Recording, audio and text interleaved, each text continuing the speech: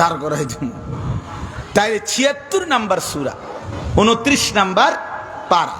আমার শায়েখ আরিফ বিল্লাহ হাকিমুন নফস আল্লামা মুফতি মুশতাকুন নবী কাসিমি হুজুরের একটা আদত, এটা অভ্যাস, যে উনি যখন বয়ান করে শ্রোতারে বারবার জিগায়, বলতে চেষ্টা করে, বলেন বলেন, আপনি বলেন, আপনি বলেন, আবার বলেন, আবার বলেন, কন কন, আপনি কন, কি কইছি কন। এই কথাইটা মানে হুজুরের একটা নীতি এটা। আমার মনে আছে, আমারে অনেকবার হুজুরে বলছে, মৌলানা অনেক কিছু বলার দরকার নাই, আল্লাহর বান্দাকে যেটা বলতে চাইছেন এটা বারবার বলে তার কলিজাত বসায় দিবেন। প্রয়োজনে ১,০০,০০০ বার, এই শব্দটা বলছিল, যে প্রয়োজনে ১,০০,০০০ বার বলবেন, কিন্তু যেন ওই কথাটা আল্লাহর বান্দার দিলে বসে, দিলে যেন বসে। এটা একটা গুরুত্বপূর্ণ বিষয়। এই জন্য এটা হযরতের সবসময় ওনার বয়ানের একটা তর্জ এটা, যে বারবার জিজ্ঞেস করে, বলতে চেষ্টা করে, শুনতে চেষ্টা করে। আচ্ছা, তো রাসূলুল্লাহ সাল্লাল্লাহু আলাইহি সাল্লামের উপরে হযরতে জিবরাইল আলাইহিস সালাম এই সূরাটা নাজিল করলেন। এই সূরা নাজিল করার পরে জিবরাইল আলাইহিস সালাম চলে গেলেন সূরা নাজিল করে। নবী সাল্লাল্লাহু আলাইহি সাল্লাম সাহাবীদের সামনে, ওই যে কয়জন বসা ওনাদের সামনে এই তৎক্ষণাৎ এই সূরায়ে দাহার এটা শুনাইলেন, এই ৩০ আয়াত বিশিষ্ট এই সূরাটা। তো এই মাত্র বললাম যে এই সূরার একটা বৈশিষ্ট্য হলো, এই সূরার মধ্যে জান্নাতের বর্ণনা অসাধারণ, বললাম না এই মাত্র। তো এই সূরাটা যখন পড়ে শুনাইলেন, জান্নাতের এই অসম্ভব সুন্দর এই বর্ণনা যখন শুনলেন এই সাহাবীরা, ওই যে সামনে যেই কালো সাহাবীটা বসা ছিল, হাবশি, কালো রঙের, উনি সাদা সিধা মানুষ, সহজ সরল মানুষ, কিন্তু রাসূলুল্লাহ সাল্লাল্লাহু আলাইহি সাল্লাম এর সাহাবীদের দিল ছিল এমন, যাদের দিলে ২৪ ঘন্টা জান্নাতের তামান্না থাকতো, জাহান্নামের ভয় থাকতো, আখিরাতকে যেন ওনারা চোখের সামনে দেখতেন, আখিরাতকে দেখতেন। সাহাবায়ে কেরাম ছিলেন এমন। ওয়ালাকিন্নাল্লাহা হাব্বাবা ইলাইকুমুল ঈমান ওয়া যায়্যানাহু ফি কুলুবিকুম ওয়া কাররাহা ইলাইকুমুল কুফরা ওয়াল ফুসুকা ওয়াল ইসয়ান উলাইকা হুমুর রাশিদুন। আল্লাহ তাআলা বলেন, আমি আমার বন্ধুর সাহাবীদের কাছে তাদেরকে কেমন বানাইছি আমি, আল্লাহ বলেন, আমি আল্লাহ নিজে আমার বন্ধুর সাহাবীদের দিলের মধ্যে ঈমানকে সবচেয়ে প্রিয় বানিয়ে দিলাম। হাব্বাবা হাব্বাবা, এবং ঈমানকে সাজিয়ে দিছি তাদের অন্তরে, ঈমান তাদের দিলে আমি আল্লাহ সাজিয়ে দিলাম। সমস্ত কুফরি, কবিরা গুনাহ, আল্লাহর অবাধ্যতা তাদের অপ্রিয়, অপছন্দনীয় করে দিলাম। উলাইকা হুমুর রাশিদুন, আল্লাহ বলেন, আমি নিজে ওয়াদা দিলাম, নিজে ঘোষণা দিলাম, আমার রাসূলের সমস্ত সাহাবী রাশিদুন, হেদায়েত প্রাপ্ত, কল্যাণ প্রাপ্ত, জান্নাত প্রাপ্ত। সুবহানাল্লাহ। এজন্য সাহাবায়ে কেরামের সমালোচনা করে, সাহাবায়ে কেরামের প্রতি ন্যূনতম বিদ্বেষ করে ইসলামের খেদমত, ইসলাম প্রতিষ্ঠার খেদমত কেউ করতে পারবে না, পারবে না, পারবেই না, কোনোদিনও না, কোনোদিনও না, তোমার দ্বারা হবে না বেটা। সাহাবায়ে কেরামের প্রতি যার কলিজার মধ্যে বিদ্বেষ আছে, ইতিহাস চর্চা করে, গবেষণা করে, পর্যালোচনা করে, না না, সব পর্যালোচনা, সব গবেষণা তোমারে আল্লাহ এবং রাসূল করার অনুমতি দেয় নাই। পণ্ডিতি সবখানে খাটে না, সবখানে মাতবুরি খাটে না, কলম থাকলেই লিখতে হয় না, জবান থাকলেই বলতে হয় না। কথা বুঝেন নাই? এটা গুরুত্বপূর্ণ বিষয়। সাহাবায়ে কেরামের প্রতি যদি বিশ্বাসের ভিত নড়ে যায়, মনে করেন ৩টা ইট, তো ৩টা ইটের মধ্যে নিচের ইটটাই যদি ফেলে দেয়, তো উপরের দোনো ইটও তো পড়ে যাবে, ঠিক কিনা বলেন না কেন? সাহাবায়ে কেরামের প্রতি বিশ্বাস, ভক্তি, শ্রদ্ধা, আস্থা, এটা যদি ঈমানদারের দিল থেকে সরে যায়, তো রাসূলুল্লাহ সাল্লাল্লাহু আলাইহি সাল্লামের পুরো 23 বছরই তো সরে যাবে। কারণ রাসূলুল্লাহ সাল্লাল্লাহু আলাইহি সাল্লামের কাছ থেকে 23 বছরের সমস্ত বর্ণনা নবী রাতে, দিনে, সকালে, দুপুরে, একাকী, প্রকাশ্যে, ঘরে, বাইরে, উঠতে বসতে, চলতে ফিরতে যা বলছেন, যা করছেন, সব তো সাহাবায়ে কেরামই বর্ণনা করছেন। নালে আমরা শুনলাম কোত্থেকে? কথা বুঝছেন না? তো উনাদের প্রতি উনাগরে যদি সরায় দেওয়া যায়, তো রাসূলুল্লাহ সাল্লাল্লাহু আলাইহি সাল্লামের 23 বছরটাই তো বিতর্কিত হয়ে যাবে। আর রাসূলুল্লাহ সাল্লাল্লাহু আলাইহি সাল্লাম নাউযুবিল্লাহ বিতর্কিত হলে তো রব্বুল আলামিন যে বললেন আমি দিন পূর্ণ করলাম, তো এটা কি থাকে? আর আল্লাহর প্রতি আস্থা থাকে কিভাবে? আর নাউযুবিল্লাহ। এই জন্য সাহাবায়ে কেরামের দিলে, আমাদের অন্তরে সামান্যতম সংশয় সন্দেহ থাকার কোনো সুরত নাই, অনুমতি নাই। আল্লাহ আমাদেরকে বুঝার তৌফিক দান করেন। তো এই সাহাবী, ওই যে বললাম কালো সাহাবী, উনি এই সূরা যখন নবীজি সাল্লাল্লাহু আলাইহি সাল্লাম শুনাইলেন, জান্নাতের এই বর্ণনা শুইনা উনি তাফসীরের মধ্যে লিখছে, তিনি একটা চিৎকার, জাফরাতান, তিনি একটা চিৎকার দিলেন খুশিতে, আনন্দে, জান্নাতের তামান্নায়, আগ্রহে একটা চিৎকার মারলেন। এক চিৎকারে তিনি ওইখানেই ইন্তেকাল করলেন। এইখানেই নবীজি সাল্লাল্লাহু আলাইহি সাল্লামের সামনেই জীবন দিয়ে দিলেন। আল্লাহর নবী সাল্লাল্লাহু আলাইহি ওয়াসাল্লাম তখন বললেন, লাকাদ আখরাজা নাফসা সাহিবিকুম আশ-শাওকু ইলাল জান্নাহ। নবী সাল্লাল্লাহু আলাইহি সাল্লাম বলেন, দেখো তোমাদের সাথী, তোমাদের বন্ধু, তোমাদের ভাই জান্নাতের শৌক, জান্নাতের প্রচন্ড আগ্রহে জীবন দিয়ে দিল, জান দিয়ে দিল। নিকাল যায় দম তেরে কদমোं के नीचे, यही दिल की हसरत, यही दिल की आरजू है। আল্লাহর প্রিয় বান্দারা বলতেন, আয় মাওলা, তোমার মহব্বতে, তোমার ভালোবাসায়, তোমার কদমের নিচে জীবন দিয়ে দিলাম। এটাই তো ছিল দিলের তামান্না, এটাই তো দিলের আহাজারি ছিল। নিকাল যায় দম তেরে কদমোं के नीचे, यही दिल की हसरत, यही दिल की आरजू है। এক মুমিনের জীবনের স্বপ্ন এটা, আল্লাহর জন্য জান দিবে, আখিরাতের তামান্নায় জীবন দিবে, জান্নাতের আশা করবে, জাহান্নাম থেকে বাঁচার ফিকির করবে। প্রিয় বন্ধু আমার, ভাই আমার, নওজোয়ান সাথী আমার, যদি আল্লাহই না চিনলা, আখিরাতই না চিনলা, জান্নাতেই বুঝলা না, জাহান্নাম থেকে বাঁচতেই ফিকির করলা না, ভাই আমার, এই জিন্দেগির কোন অর্থ নাই। যে জীবনে আখিরাত মনে নাই, যে জীবন জান্নাতের তামান্না নাই, যে জীবনে জাহান্নামের ভয় নাই, হয়তো কোনো মুসলমানের জিন্দেগি পালন করে না। এই নাম সর্বস্ব মুসলমান হয়ে কি লাভ? চেহারায়, সুরতে, চলনে, বলনে, কোনো কিছুতেই ঈমান ইসলামের কোনো নমুনা নাই, জান্নাতের কোনো তামান্না নাই, জাহান্নামের কোনো ভয় নাই। এই জিন্দেগির কি অর্থ? এই জীবনের অর্থ কি? মনের খেয়াল খুশি মতো, মনের ইচ্ছা মতো চললা ভাই, যা মন চায়, এক মোবাইল, এক নারী, এক মোটর সাইকেল, সমবয়সী কয়েকজন বন্ধুর আড্ডা, এই জীবন শেষ। আস্তাগফিরুল্লাহ। যৌবনের এই সুন্দর সময় 10টা বছর, 15 বছর এই কারণেই শেষ করে দিলা। সারা রাত মোবাইল টিপতে টিপতে জীবন শেষ। উলঙ্গ ছবি আর নর্তকী দেখতে দেখতে হায়াত শেষ। সমবয়সী বন্ধুদের আড্ডায় ঘন্টার পর ঘন্টা ব্যয় করে জীবন শেষ। জিন্দেগি মোটর সাইকেল চালাইতে চালাইতে শেষ। একটা মেয়ের পিছনে ওর প্রেম, ওর ভালোবাসা, ওই মেয়েটার পিছনে ওরে বাইল করতে, মানে ঠিক করতে করতে হায়াত শেষ। বেকুব বেডি ঠিক করতে বুঝি এতক্ষণ লাগে বেটা। আহাম্ম কপদার্থ কথা খারাপ। তুই তো বেটা আকামলা মানুষ, বেটা তো একটা কাপুরুষ, বেটা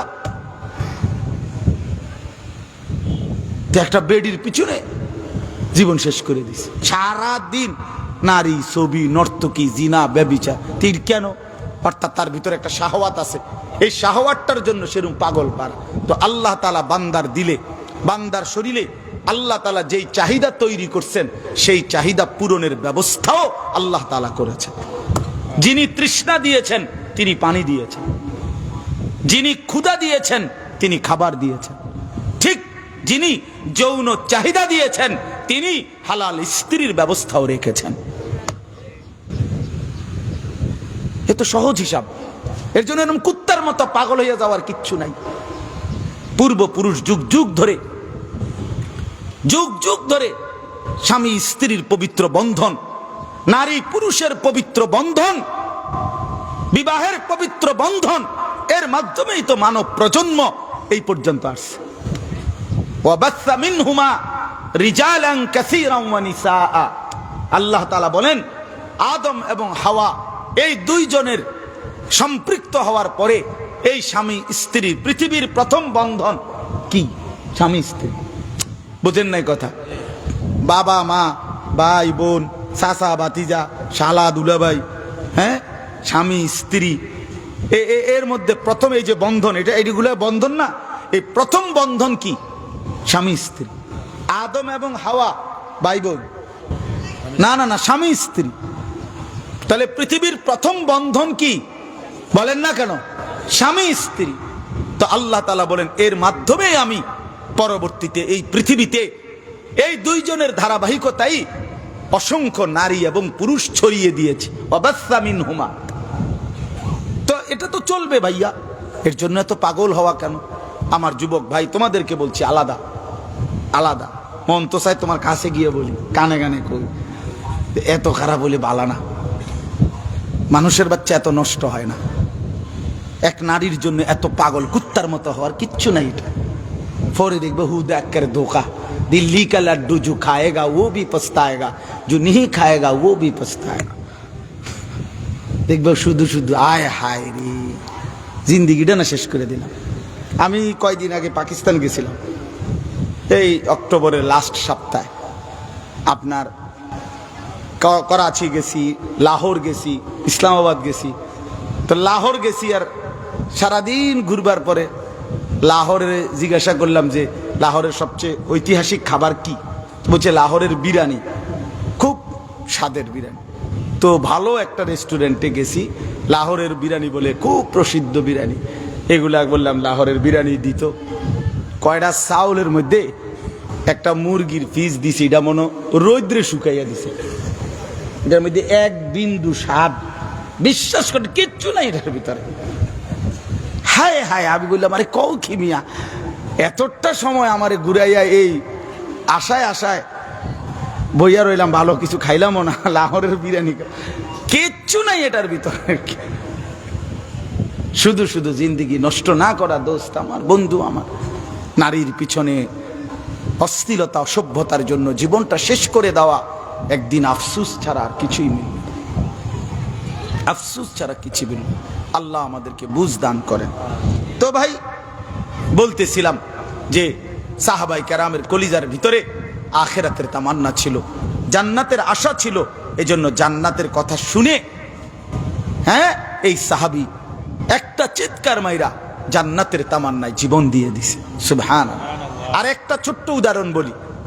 রাসূলুল্লাহ সাল্লাল্লাহু আলাইহি ওয়াসাল্লাম বদরের যুদ্ধের দিন নবী সাল্লাল্লাহু আলাইহি সাল্লাম 313 জন সাহাবীকে সারিবদ্ধভাবে দাঁড় করাইয়া কাফেরদের মোকাবেলায় যখন যুদ্ধ শুরুর ঘোষণা দিছে, বদরের যুদ্ধে এই যুদ্ধের ঘোষণা দিছে আর কি, যে এখন শুরু করো যুদ্ধ।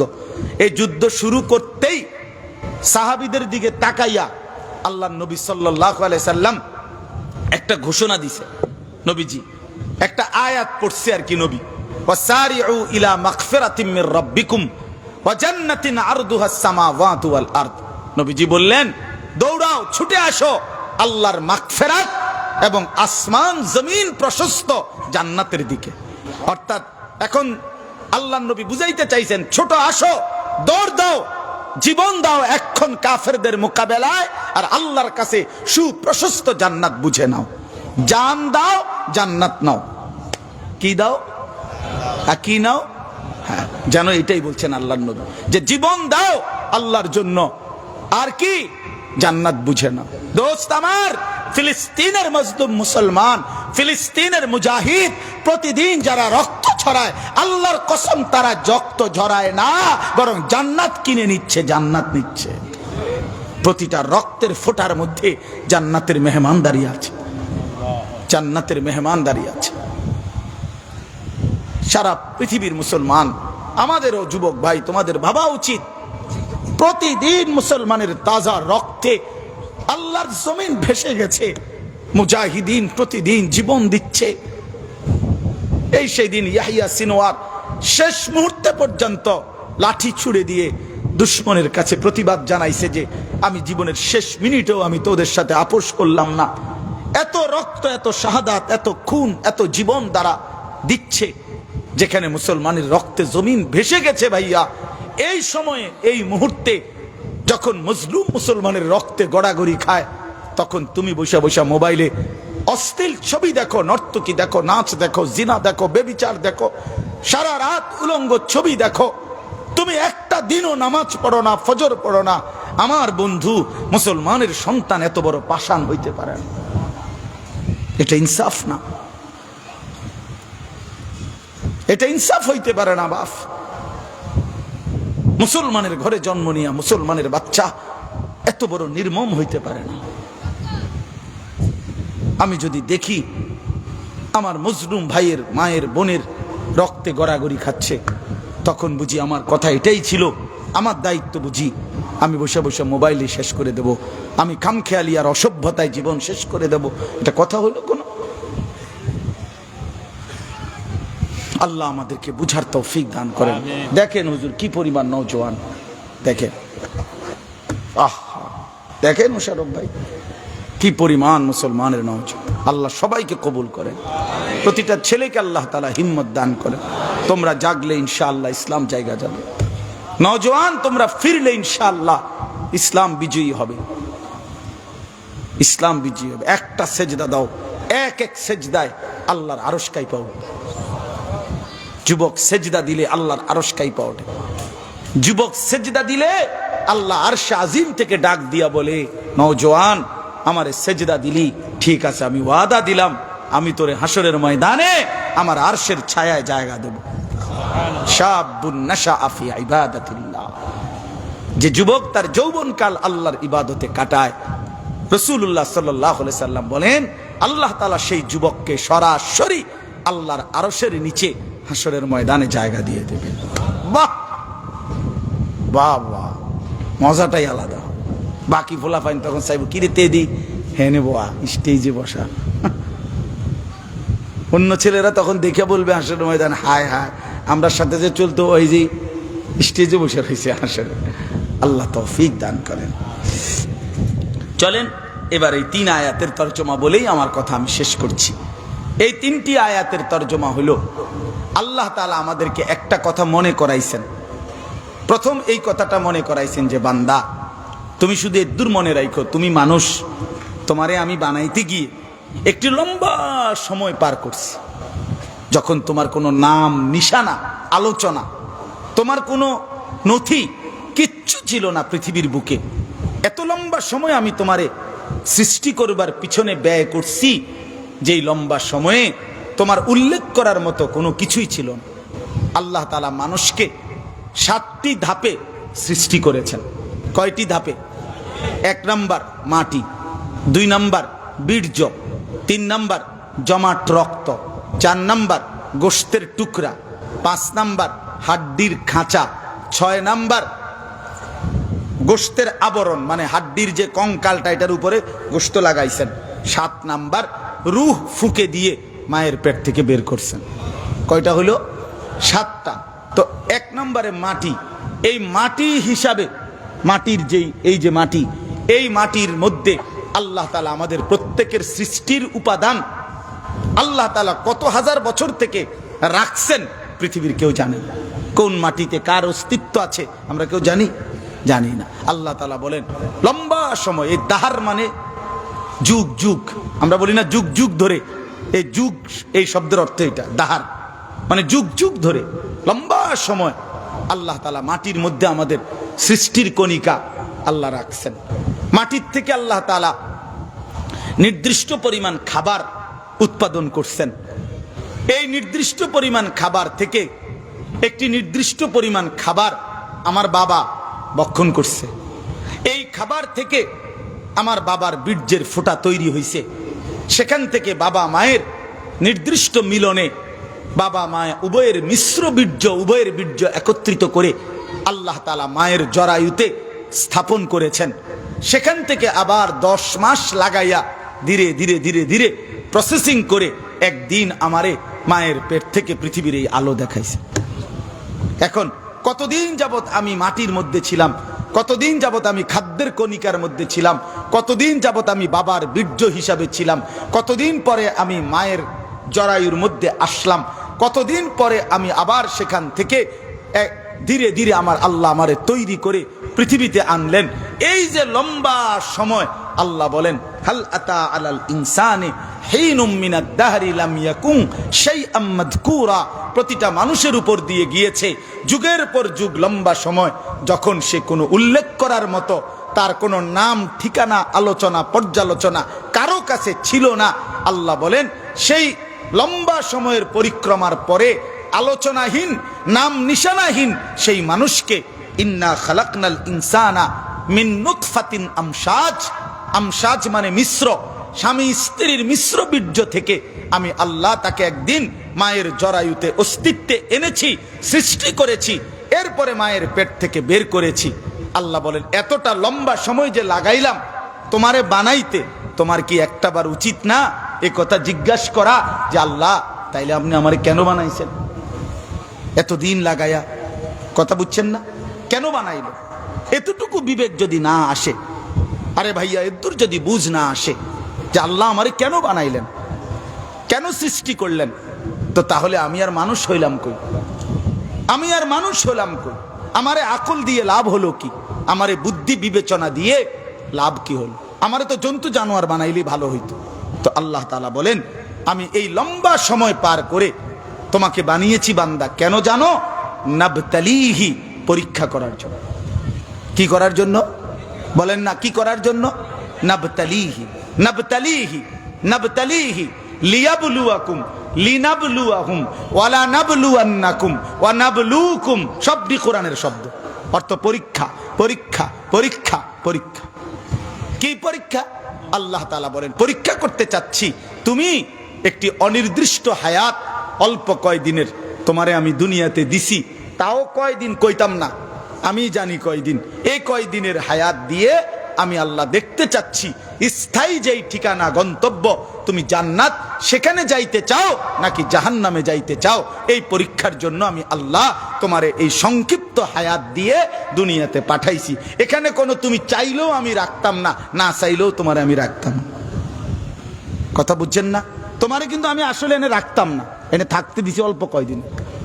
আল্লাহ যেন এটাই বুঝাইছেন বান্দা, আসলে কিন্তু আমি তোমারে থাকতে দেব না, তোমারে এনে থাকতে দেব। এটা ওয়েটিং রুম, এটা প্ল্যাটফর্ম, এটা ট্রেনের অপেক্ষা, এটা বাসের অপেক্ষা, এটা গাড়ির অপেক্ষা।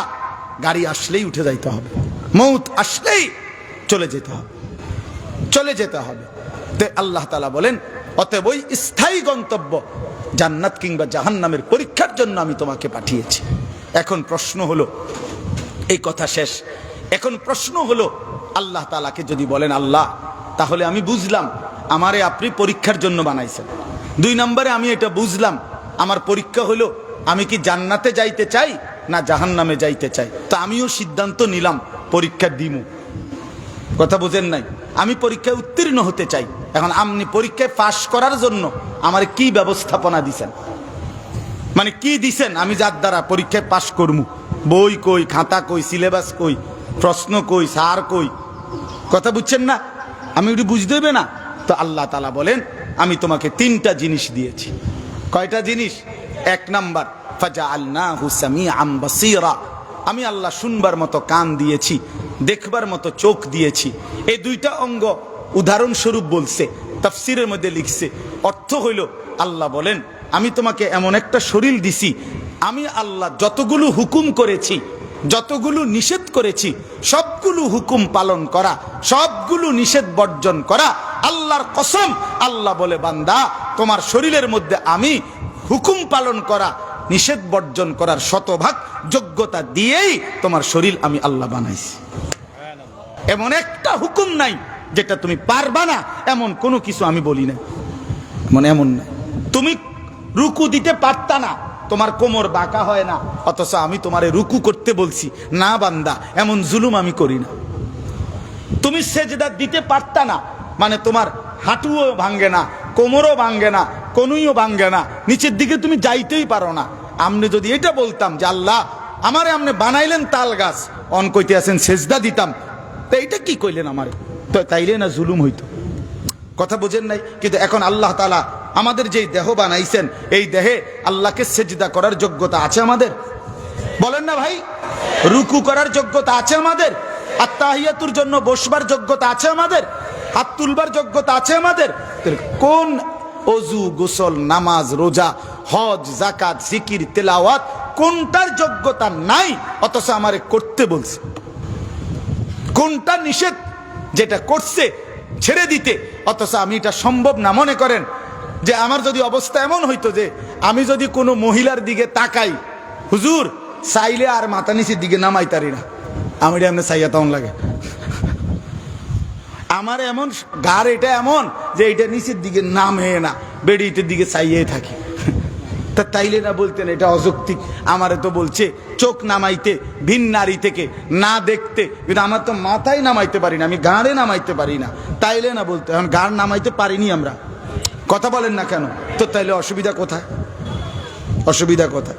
সুদে না হারাম করছে তো ব্যবসা হালাল করে নাই, মদে না হারাম করছে তো পানি হালাল করে নাই, ভিন নারী না হারাম করছে কিন্তু হালাল স্ত্রী কি বৈধ করে নাই? তো সমস্যা কোথায় হয়েছে? কোনানে কামড়াইছে, সমস্যা কি? আল্লাহকে না মানার অসুবিধা কি? এই জন্য আল্লাহ বলেন আমি তোমাকে মানবার পুরা যোগ্যতা সম্পন্ন একটি শরীর দিয়েছি। এলো এক, ইন্না হাদাইনাহুস সাবিলা, এই তৃতীয় আয়াত। আল্লাহ বলেন আরো দুইটা জিনিস তোমারে আমি দিছি। একটা হলো এই সফলতার রাস্তা, উত্তীর্ণ পরীক্ষা পাশের রাস্তা বুঝাইয়া দেওয়ার জন্য আমি আল্লাহ যুগে যুগে নবী রসুল আর নবী রসুলদের পরবর্তীতে ওলামায়ে কেরাম পাঠিয়ে তোমারে পুরাটা রাস্তা, জান্নাত পর্যন্ত পৌঁছবার পুরা রাস্তা পরিষ্কার বুঝাইয়া বলার জন্য ওলামায়ে কেরাম দিয়েছি। আর কি? 3 নাম্বার, বুঝবার জন্য সরাসরি আসমানি কিতাব দিয়েছি। তাহলে এই 3টা, 1 নাম্বার মানবার মতো যোগ্যতা সম্পন্ন শরীর দিয়েছি, 2 নাম্বার বুঝাইয়া বলার জন্য নবী রসুল ওলামায়ে কেরাম দিয়েছি, 3 নাম্বার বুঝবার জন্য কিতাব দিয়েছি। এবার আল্লাহ বলেন ইম্মা শাকিরান ওয়া ইম্মা কাফুরা, অতএব আমি সব কিছু নিখুঁত ব্যবস্থাপনা করে তোমার এই পৃথিবীতে থাকতে দিয়েছি, শরীরের মধ্যে মানার যোগ্যতা দিছি, বুঝাইয়া বলার জন্য নবী রসুল ওলামা দিয়েছি, বুঝবার জন্য কিতাব দিয়েছি। এবার শুধু আমি দেখতেছি ইম্মা শাকিরান ওয়া ইম্মা কাফুরা, তুমি কি আমার অনুগত না অবাধ্য? ভাত খাও অসুবিধা নাই, শুধু আমি হিসাব রাখতেছি। ভাত খানা এটা কোনো আশ্চর্য কিছু না। আল্লাহ তাআলা কুলু ওয়া তামাত্তাউ কালিলান ইন্নাকুম মুজরিমুন, আল্লাহ বলে নাফরমান কিছু সময়ের জন্য দুনিয়া খাও, ভোগ করো, অসুবিধা নাই, শুধু মনে রাখবা ইন্নাকুম মুজরিমুন, তুমি কিন্তু পাপী, শুধু এটা মনে রাখবা। সকাল 8টা বাজে নাস্তা খাইতে বলছো, বসছো বেঈমান, আল্লাহ যেন ডাক দিয়া বলে বেঈমান নাফরমান খাও, অসুবিধা নাই, খানা আটকাইতাম না, শুধু মনে রাখবা তুমি ফজরের নামাজ পড়ো নাই। এদুর খেয়াল রাখলে বাকি ফিডাটা পরে হইব, আগে খাইয়া লাও, নাস্তা খাইয়া লাও। রাত 10টা বাজে খাইতে বসছো নাফরমান, আল্লাহ বলবে না নাফরমান বাতে আটকাইতাম না, ভাত খাবে ইমান, শুধু মনে রাখবি এশার নামাজ পড়স নাই, বাকিটা আমি দেখবো, বাকিটা দেখবো। এই জন্য দুনিয়া আল্লাহ আটকায় না মিয়া।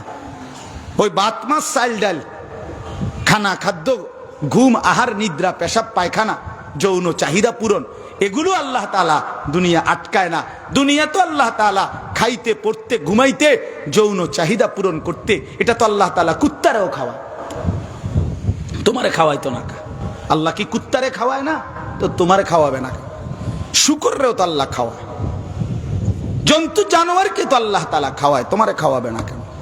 এই জন্য ভাইয়া ওই খাইতেছো ঘুমাইতেছো ফুর্তি করতেছো, তুমি মনে করছো কেউ তোমারে ধরবে না ছুঁইবে না, না না দোস্ত, টাঙ্গাইয়া ফিরবো, টাঙ্গাইয়া দেখবা ফিডা কারে কয়, দেখবা মায়ের কারে কয়। হ্যাঁ, আল্লাহর কথা মিথ্যা নয়, রাসূলের কথা মিথ্যা নয়। অতএব আল্লাহ তাআলা বলেন বান্দা দুনিয়া ভোগ করছো বলে তৃপ্ত হইও না, দুনিয়া আমি কাফের বেঈমান জন্তু জানোয়ারকেও ভোগ করতে দেই। দেখার বিষয় হলো আখিরাত, দেখার বিষয় হলো কি? আখিরাত। आखिरत ऐसे रहे या वैसे रहे, वहां देखना फिर कैसे रहे। দুনিয়া এমনে হেমনে একভাবে না একভাবে পার হয়েই যায়, আসল দেখার বিষয় হলো ওইখানে কেমন থাকবে, কোথায়? আখিরাত। আখিরাত। আল্লাহ তাআলা আমাদের সবাইকে কবুল করেন। আমার প্রিয় ভাইরা, নওজোয়ান সাথীরা, সবার কাছে অনুরোধ, দোস্ত আমার নামাজ পড়ো, নামাজ পড়ো ভাই আমার, চরিত্র নষ্ট করো না, আখলাক নষ্ট করো না। মোবাইলের আসক্তি, নারীর আসক্তি, মদ জুয়া জিনা ব্যভিচারের আসক্তি থেকে নিজেকে ফেরাও ভাইয়া। কষ্ট হইলেও ফিরে আসো, ইনশাআল্লাহ আল্লাহ তাআলা দুনিয়া আখিরাতের কামিয়াবি দেবে, বরকত দেবে, মানুষের ভালোবাসাও মিলবে, আল্লাহর ভালোবাসাও মিলবে। আল্লাহ তাআলা আমাদের সমস্ত সাথীদেরকে কবুল করেন, মাদ্রাসাকে কবুল করেন। আপনাদের জন্য সবার কাছে অনুরোধ রইল, মাদ্রাসার জন্য আপনারা সবাই একটু সহযোগিতা করবেন। আপনাদের কাছে ছেলেরা ব্যাগ নিয়ে যাবে, সবাই